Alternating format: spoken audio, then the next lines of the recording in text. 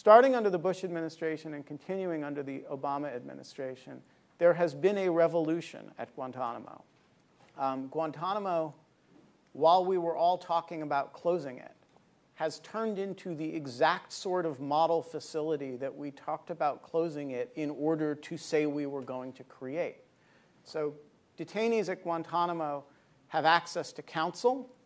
They get to have their court cases. They get to file habeas cases to have an independent judge review their detentions.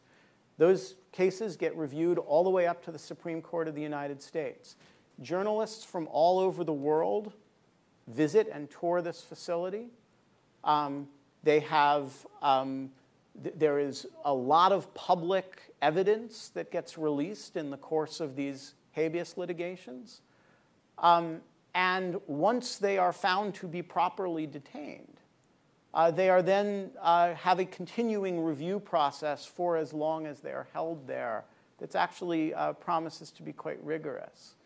And nobody really talks about this very much because we're all talking about how we should be closing it.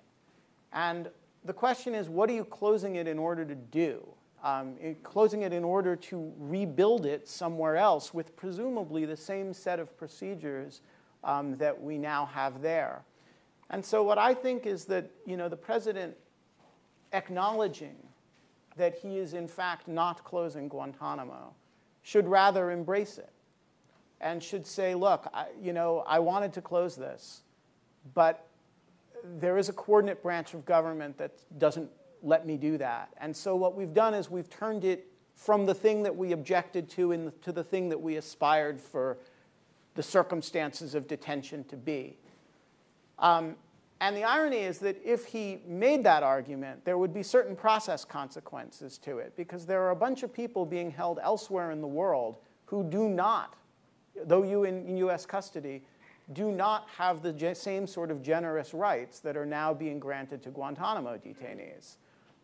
And so what I think, yes, is that we should bring anybody we're holding anywhere in the world in military detention, other than in certain very specific theater conflicts. But if we're holding people still foreign theater in Bagram, which we just turned over to the Afghans the other day, I think those people should be at Guantanamo, where they should get the benefit of the additional procedures that you get at Guantanamo that you don't get at the detention facility in Parwan.